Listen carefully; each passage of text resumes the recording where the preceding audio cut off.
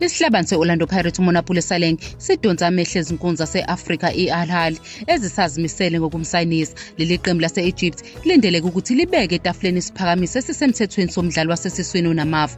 uSaleng wakwaba ngumdlali ovelele kwi-PSL uthathwa njengomunye wabadlali abanekhono ebholeni laseNingizimu Afrika. Ijubane lakhe, ubuhlakani bakhe neso elibheke ngqo epalini kumenze waba ngumdlali ovelele noma yinini lapho ingena enkundleni. Yize benesikhathi esincane semidlalo ezinyangeni ezedlule, abaningi bakholelwa ukuthi uSaleng ubengaba nomthelelo omkhulu kube ubedlala njalo, obekungenzeka asize i-Orlando Pirates emkhankasweni wayo we-CAF Champions League. Ukungabi khona kwakhe kuzwakele futhi ukuba khona kwakhe bekungaba inhlanhla edingwa yiqembu. Njengoba eneminyaka engu-26 nje kuphela, uSaleng usengumdlali onesiphiwo esikhulu ku-Orlando Pirates okwazi ukushintsha imidlalo eyedwa. Noma ngabe ikusasa limphatheleni, kunento eyodwa eqinisekile: noma iyiphi iklabhu ezothola izinsiza zakhe izobe inenhlanhla emangalisayo. Akuyena nje umdlali, kodwa wenza umehluko omkhulu.